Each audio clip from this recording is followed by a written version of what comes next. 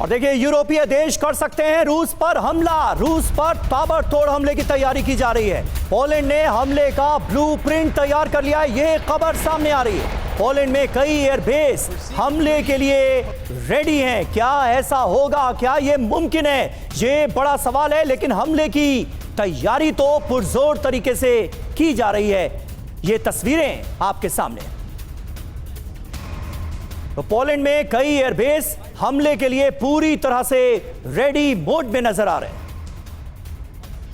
तो पोलैंड क्या पलटवार करेगा? फाइटर जेट हमले को क्या तैयार है? रूस पर पलटवार के लिए पोलैंड ने एयरबेस वॉर जो है वो रेडी कर दिए हैं। पश्चिमी पोलैंड में पोजनान एयरबेस पर 3rd एयर विंग जो है वो रेडी है। इस वक्त 3rd एयर विंग तैनात कर दिया गया है। मिग-29 की स्क्वाड्रन भी बिल्कुल रेडी मोड पे है। इस्तेमाल इसका जो होता है वो एयर पॉलिसिंग के लिए होता है। ये महत्वपूर्ण बात है।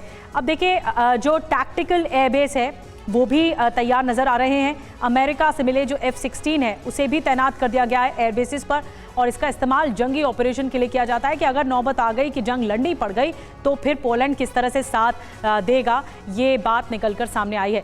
हमारे साथ विनय शुक्ला जी भी मौजूद हैं जो कि रूस से हमारे साथ जुड़ रहे हैं, और शर्मा जी भी हमारे साथ मौजूद हैं। शर्मा जी, मैं आपके पास आ रही हूँ।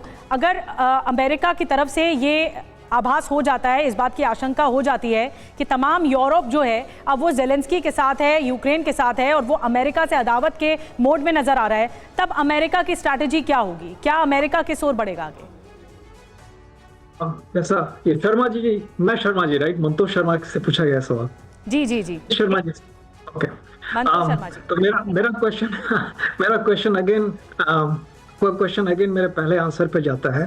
इसको जरा दूसरे ढंग से समझिए। आप जो रूस की बार बार जो लोग बात कर रहे हैं कि रूस से ऐसा नया हो गया है, अमेरिका वहां देखने लगेगा रूस की ओर, क्यों देखेगा? क्या औकात है रूस की? 1.7 ट्रिलियन इकोनॉमी। यूरोपियन यूनियन की बात करें, 18 ट्रिलियन इकोनॉमी की बात कर रहे हैं वहां पे, जो लगभग 21 ट्रिलियन इकोनॉमी यूएसए के बराबर है। अगर आप यूएसए के स्ट्रेटजिस्ट हो, आप किसके साथ बिजनेस करोगे? कहाँ सामान बेचोगे? अगर रशिया से ऐसे पैक्ट करोगे तो वो नहीं होने वाला है।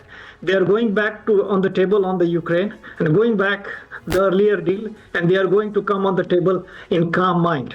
लेकिन ये पूरा एपिसोड क्या कर दिया है कि यूरोपियन यूनियन की आइडेंटिटी खड़ी कर दी है विदाउट नेटो। केवल ये यूरोपियन यूनियन की नहीं, कनाडा के लोग भी वहां गए हैं and they are participating it. So they are not only becoming सैन्य force, they are also going to become a big commercial block, and that will be the biggest attraction for the US. ठीक है मंतोष जी, ये जो बात आपने कही ये बिल्कुल एक अलग एंगल है। रूस की हैसियत क्या है इस बात का भी जिक्र हो रहा है, लेकिन रूस 3 साल की जंग लड़ने के बाद आज किस हैसियत में है, इससे तो सिंगल साहब दुनिया वाकिफ है। अब रूस की जो स्ट्रैटेजी है वो क्या भारी पड़ती हुई फिलहाल यूरोप पर नजर नहीं आ रही? अमेरिका को जिस तरह से रूस अपने फेवर में करता हुआ नजर आ रहा है। देखिए, आप बिल्कुल सही कह रहे हैं कि जो डिवीज़न हो गया है इनका आपस में यूक्रेन के ऊपर, अमेरिका और यूरोपियन यूनियन या नेटो के अंदर जो डिवीज़न आ गए हैं, उसको पूरी तरह से रशिया, पुतिन जो है उसको एक्सप्लॉइट कर रहे हैं, जो कि कोई भी देश उस स्थिति में होगा वो कोशिश करेगा। ये न्यूक्लियर ये मिनरल की जो डील थी, जब बात चल रही थी तब भी प्रेसिडेंट पुतिन ने ऑफर किया था कि मैं अमेरिका को उसके साथ में काम करने के लिए तैयार हूं, हमें इन्वेस्टमेंट की जरूरत पड़ेगी, वो अमेरिकन इन्वेस्टमेंट होगी, मैं आपको सारी सुविधाएं दूंगा। उन्होंने कल भी उसको दोहरा दिया है।